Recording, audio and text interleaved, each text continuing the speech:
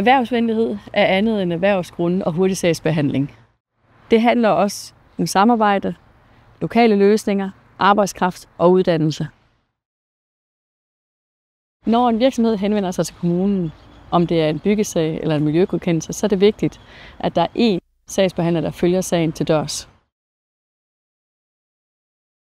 Holstebro Kommune skal turde tænke langsigtet og have et tæt samarbejde med erhvervslivet og uddannelsesstederne.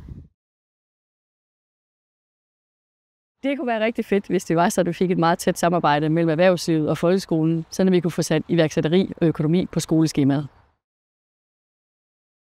Det er vigtigt, at virksomhederne og kommunen arbejder godt sammen, så vi kan tiltrække kvalificeret arbejdskraft og måske få flere videregående uddannelser til kommunen. Holstebro Kommune har brug for faglærte. Derfor er det vigtigt, at vi arbejder tæt sammen med virksomhederne om at få det til at lykkes.